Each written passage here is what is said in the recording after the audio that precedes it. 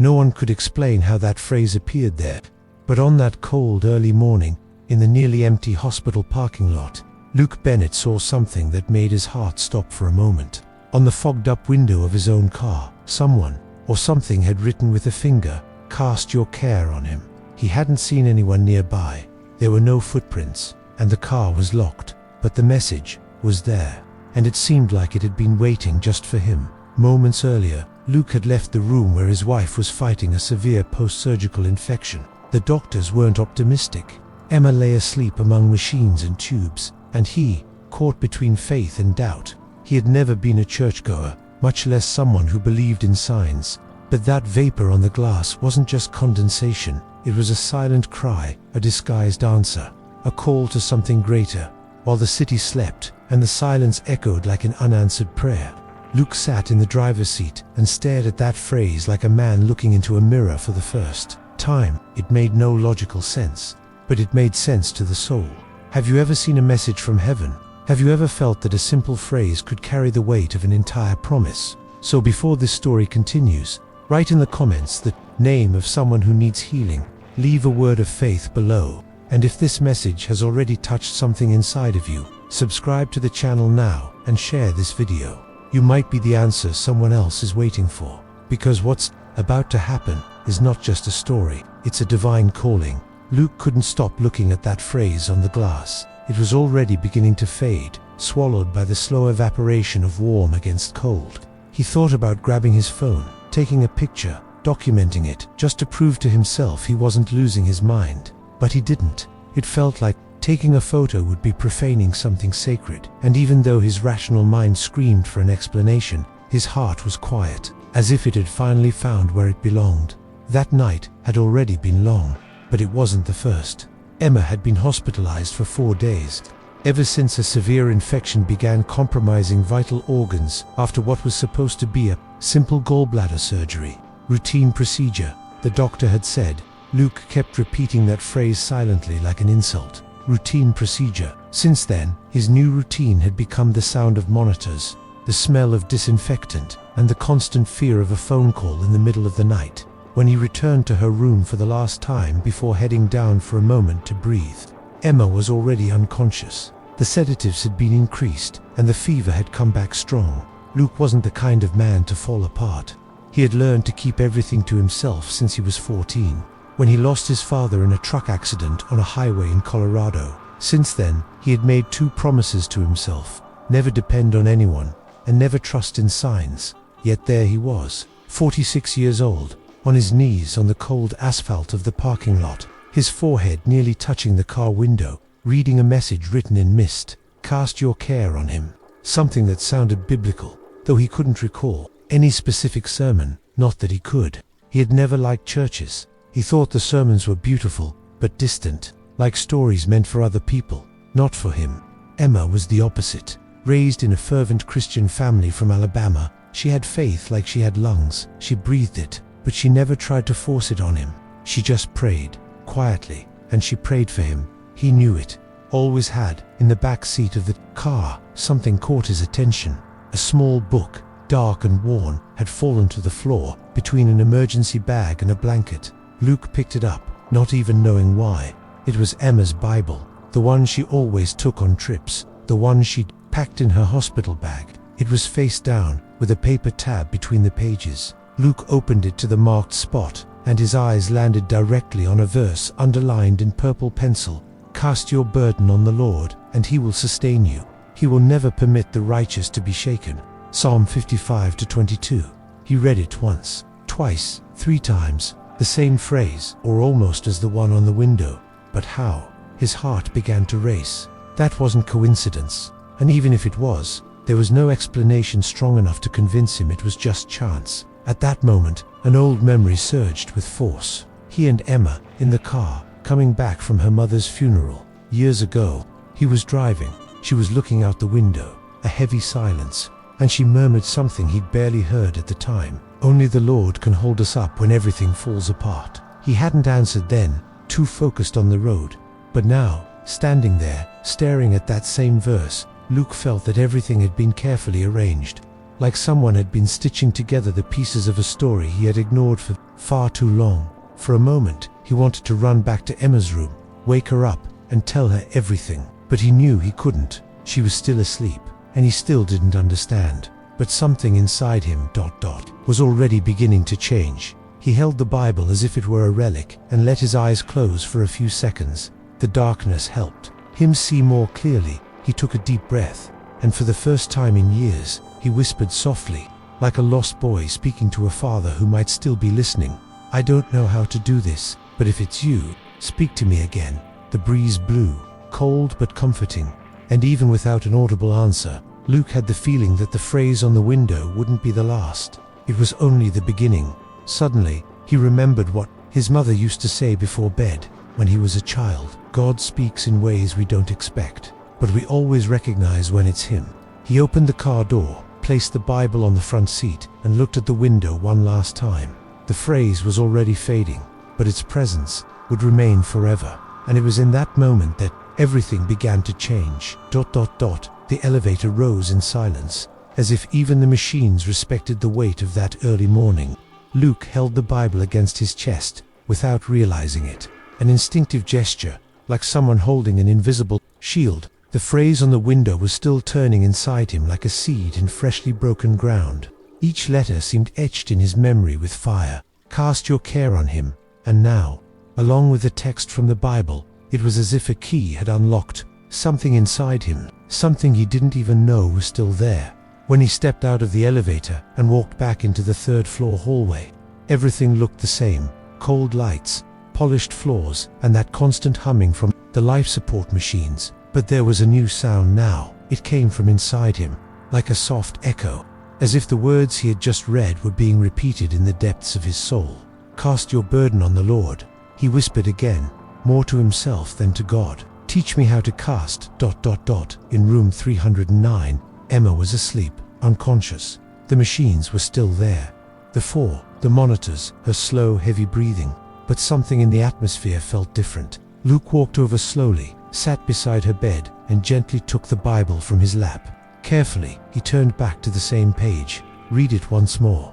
And when he lifted his eyes, his lips moved effortlessly. "Emma... Why did you never tell me? You had written that verse." No answer, just the sound of the ventilator. But he knew that had been her. The Bible, the underlining, and probably the phrase on the window chute was a reflection of something she had prayed for years. Luke wasn't a man of prayer. Never had been. He thought it was strange, out of place. But there, with his heart shattered, he didn't need a formula. He needed truth. So he took a deep breath, closed his eyes, and began, in the most sincere way he knew. "God, I don't know how this works, but if the voice that spoke to me out there was yours, then hear mine now. I give you this weight. I can't carry it alone anymore.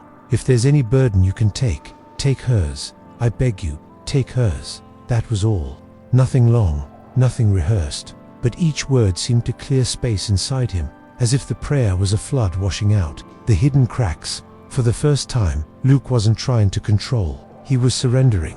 And when he finished, something unexpected happened. A memory came back with force. Emma, sitting on their front porch, eyes closed, hands in her lap, whispering a prayer. He had never asked what she was saying, but now, in that room, he heard it, as if her soul was repeating it right there beside him. "Lord, protect my husband. Even when he doesn't believe, you believe for him." The tears came without effort. They weren't from despair.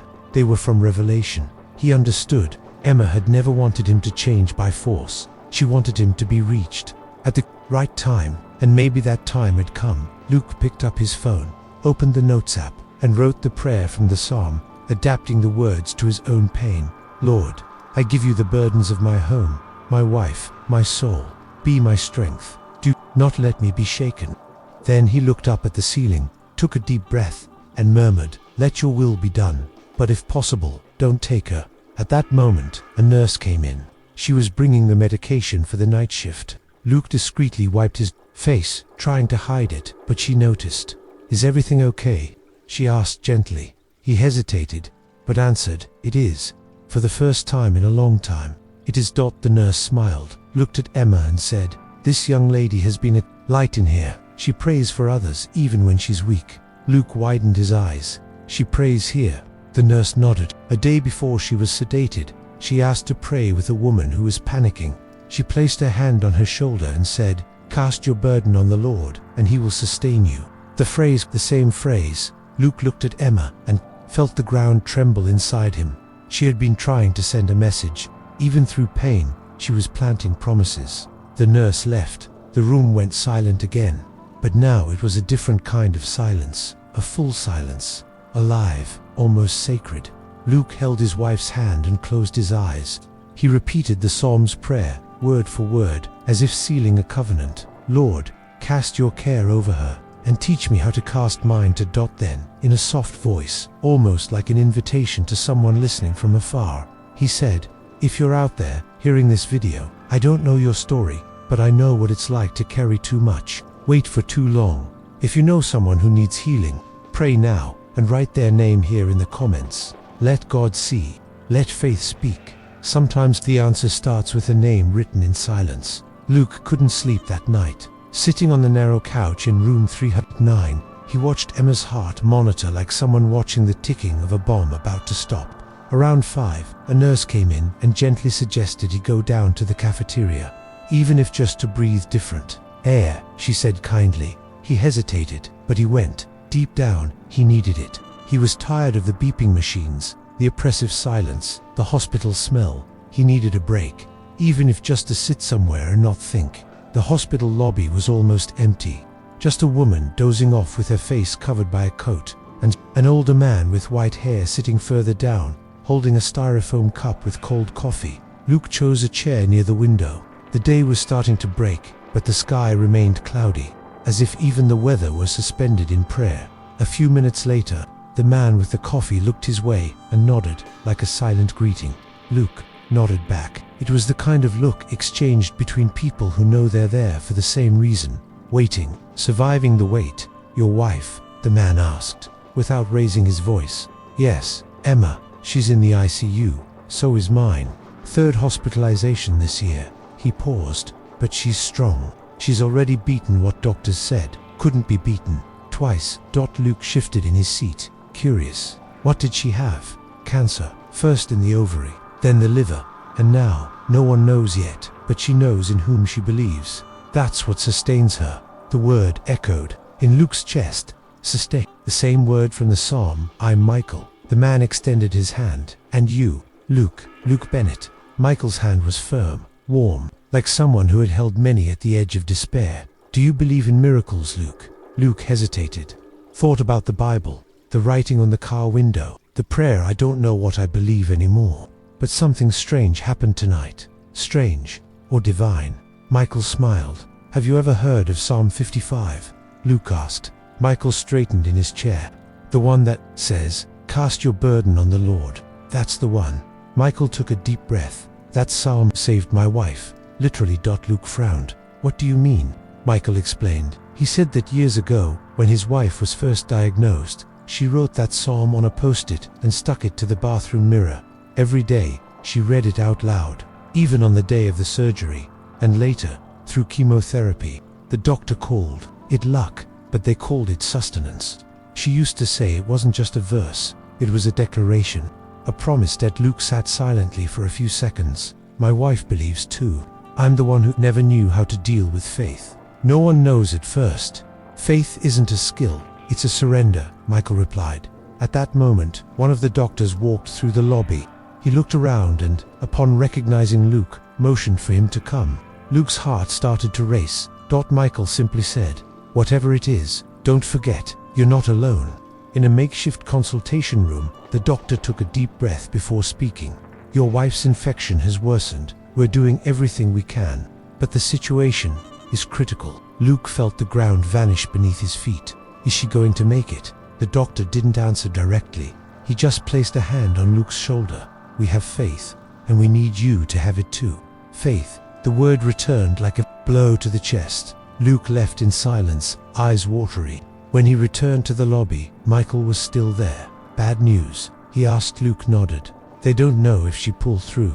But you know who to cast that care upon, don't you?" Luke sighed.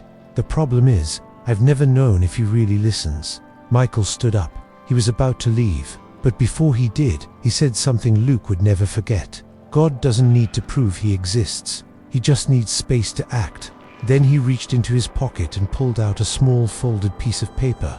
My wife asked me to give this to someone going through the same kind of pain. I don't know if it's for you, but I feel like maybe it is. Luke took the paper. It was a note written in strong handwriting. It simply read, God carries what you no longer can. Don't fight alone. Cast. He closed his eyes for a second, and when he opened them, Michael had already disappeared down the hallway. Night. Luke returned to Emma's room. Once again, he sat beside her. Michael's phrase still echoed in his mind. Faith is not a skill, it's surrender. With the Bible resting on his lap, he read Psalm 55-22 out loud. This time, more firmly, more confidently, and that's when he realized he was no longer resisting faith.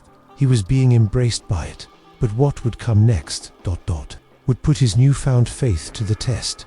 The room was dark, except for the soft light of the heart monitor casting green flashes on Emma's face. Luke remained by the bed, the Bible resting on his lap, no longer a foreign symbol, but now an extension of his soul. He couldn't sleep, but he also didn't feel rushed. For the first time, time itself seemed suspended, as if each minute was too sacred to waste on sleep. On his phone screen, Emma's old messages seemed to whisper stories he'd never read.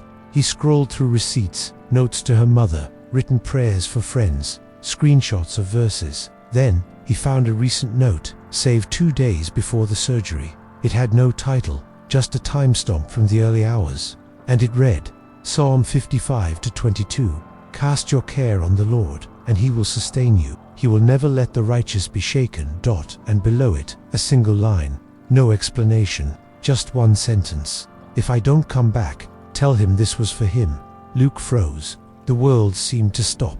His hands trembled, but not from the cold. It was as if every layer he'd used to protect himself since childhood had suddenly vanished. This was a letter, a message left before the possibility of the end, and it was for him, only for him. He hunched over, pressing the phone against his chest, feeling it burn. He cried like someone who had swallowed their own scream for years. He cried not just from the fear of losing her, but for the silent love Emma had offered all those years without demands, without urgency, only faith and constancy. She believed for him. And now, even unconscious, she was still speaking to him. That was when everything broke. And with the breaking, came release. Luke knelt right there, beside the bed. Not as a ritual, but like someone who had nothing left to prove or hide. God, he said, his voice cracking. I know I'm late. I ignored, I didn't believe. But if this verse, if this love, if this woman was sent by you, then, forgive me, help me, not just to save her, but to not lose this, his chance to become a new man. He cried again, but now, with a heart that was no longer resisting. At that moment, as he stood to grab a tissue from the nightstand, he noticed one of the monitor alarms let out a soft, prolonged beep. A nurse entered. She checked the vitals, scribbled some notes, then looked at Luke with surprise. The fever had started to drop, she said. That hasn't happened in days. Is she getting better? Luke asked, almost breathless. It's still early, but yes, it seems her body is responding to the antibiotics. Luke stepped closer to the bed. He touched Emma's hand with trembling fingers. Did you hear me, Emma? He whispered. Or was it him who answered? He sat back down, picked up his phone, looked again at the sentence. If I don't come back, tell him this was for him. And this time, he answered out loud. I understand, Emma, and I receive it. That night, Luke wrote another note on his phone. A prayer, not asking for healing, but giving thanks for the revelation. Lord, if it's your will to heal her, I will praise you. But if it's not, sustain me too. Because now, I know I no longer walk alone. A few minutes later, he pulled a piece of paper from his pocket and wrote the verse from the psalm. He folded it carefully and placed it inside the Bible's cover, like someone sealing a covenant.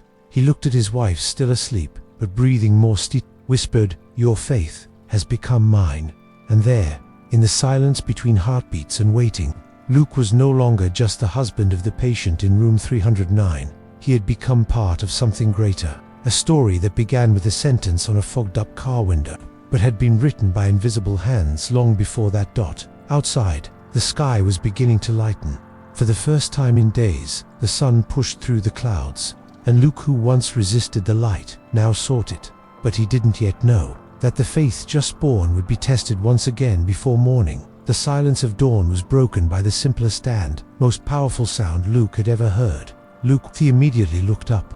Emma was awake. Her voice was weak, scratchy, like someone returning from a very distant place. But there was life, clarity, presence. He moved closer, overwhelmed with emotion, trying to hold back the tears already forming.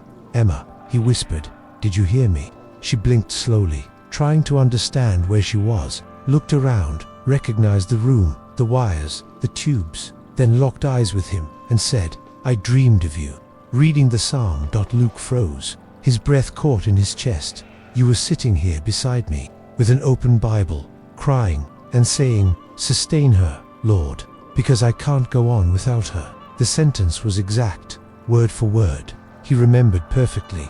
He had said it hours earlier, alone, thinking no one could hear, but she had heard. Somehow, between unconsciousness and eternity, Emma had heard the prayer that sealed Luke's faith, and now, with her eyes open, she confirmed the silent miracle. "I don't understand how," he murmured. Emma smiled, even in weakness. "That's how faith is. You don't understand it. You recognize it." In that moment, Luke knew everything had changed. Not just the fever that had broken, or the voice that had returned, but at the soul's core. The man who had entered that hospital days before was someone who trusted only himself. The man now holding his wife's hand was a man being rebuilt, a man broken not by tragedy, but by love that refused to give up on him. In the days that followed, Emma improved. Little by little, the machines were removed, sedatives reduced, color returning to her cheeks. And Luke, he never left her side. Again, he brought the Bible to the hospital, read aloud, talked with nurses, even began visiting other patients. He didn't preach, he just listened. And in every story he heard, he found another piece of the mystery that had connected him to the psalm, to the fogged-up window, to the invisible phrase, and to the promise that had been carrying him ever since. Weeks later, with Emma back home and life slowly returning to something like normal, Luke did something he never would have before. He returned to the hospital, parked in the same spot where it all began. The sun was out that morning. The car window was clean. No message, no fog. But he brought a marker, and from the inside, he wrote with his finger, "Cast your care on him." And then, he went to the front desk, asked to speak with someone from the chaplaincy.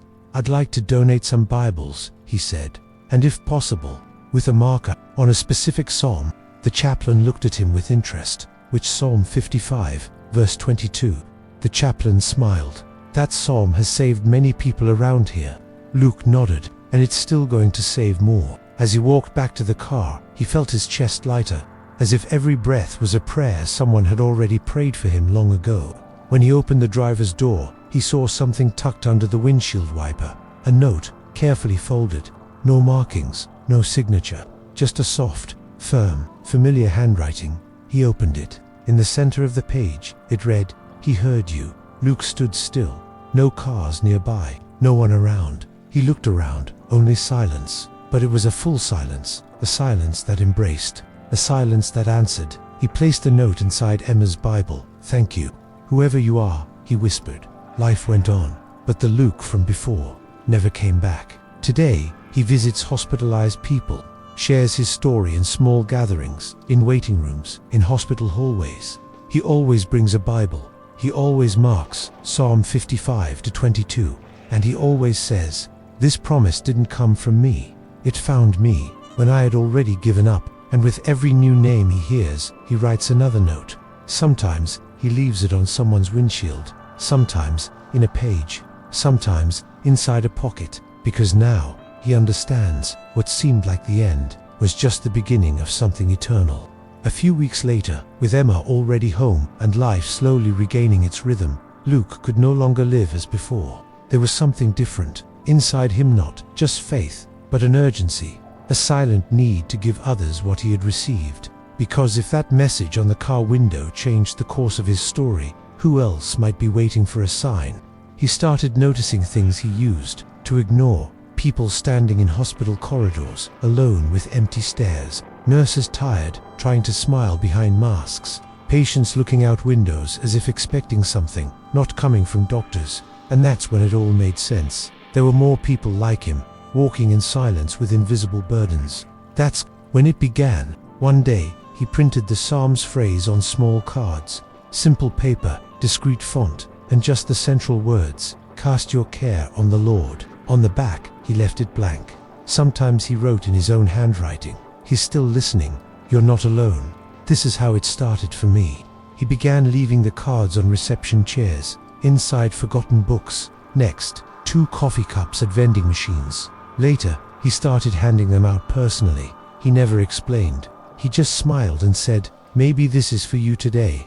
And as simple as it was, people's eyes said it all. Many times, someone would just nod with a quiet thank you. Other times, they'd hold the card with both hands, as if holding fragile hope. There was a night when a nurse came running back to him saying, "I prayed for a sign in my car, crying, and I found this minutes later." "How did you know?" Luke smiled. "I didn't know, but someone did." The stories began to multiply. People sending messages to the hospital, saying a piece of paper with a verse kept them from giving up that day. A security guard found a card and taped it inside his locker. A terminal patient asked to be buried with the paper in his hand. Luke heard these stories without pride, or rather with a different kind of pride, the pride of having obeyed. Because now he knew, when God sends a message, he doesn't use megaphones. He writes on foggy windows. He folds paper. He slips phrases into the pockets of ordinary people. And it all began with a sentence he didn't write, but that rewrote him entirely.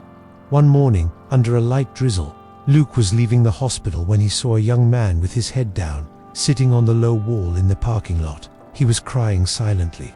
Luke approached slowly. He took a card from his pocket, sat beside him, didn't ask anything, just extended the paper. The boy read it, blinked his wet eyes, and said, "How did you know?" Luke simply replied, "I've been here too. And someone once wrote this for me." The boy didn't say anything else, but held onto the card tightly, like someone gripping a lifeboat in the middle of a storm. And in that moment, Luke understood that true faith doesn't end when the miracle arrives. It begins when you decide to become the miracle for someone else. Maybe you, too, are standing in the parking lot of your life, paused, unsure of what to do, carrying more weight than you should, trying to find strength where there's none left. Maybe, like Luke, you're surrounded by uncertainty, waiting for an answer that never seems to come. But what if this story isn't just a coincidence? What if you made it this far because, in some divine way, the same message that appeared on Luke's windshield is now being written right in front of your eyes? Psalm 55-22 isn't just a beautiful phrase. It's a calling, a call to those who can no longer walk under the burden they carry. It says, "Cast your burden on the Lord, and he will sustain you." And maybe your burden is a recent diagnosis. Maybe it's a loved one in critical condition. Maybe it's the fear of loss, or even the silent death of your faith. But today, here, I invite you to do something different. Don't fight alone. Close your eyes for a moment. Take a deep breath, and if you can, place your hand over your chest, as if holding your own heart. Now, repeat after me quietly, or in your soul. "Lord, I give you everything that weighs on me. Everything I can no longer carry. Sustain me, strengthen me, help me cast it on you, because I no longer want to walk alone." Breathe. Again, let this prayer touch places no one else may have reached before now. Think of someone who needs this, a son, a mother, a friend, someone in the hospital, or someone fighting silently every day. Write that person's name in the comments. Don't be ashamed. Don't overthink it. Because this space right here is more than just a comment section. It's an invisible altar where thousands of people have gathered in prayer, where names become cries, where letters become miracles. If you want, write a word of faith too. Something you would want to hear if you were in that person's place. Something simple, but true. And if this story spoke to you, if this message touched you, subscribe to the channel now.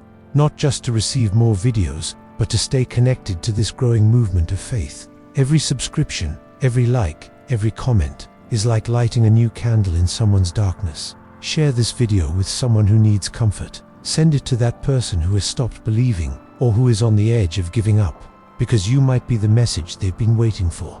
And maybe you're the one who will write, Today, on the glass window of someone's life, cast your burden on the Lord. And before we end, let this promise echo one last time inside you, not as a memory, but as a rebirth. He will never let the righteous be shaken. You are not alone. You have been remembered. You have been found, and what feels like the end may truly be the beginning of something heaven already started to write.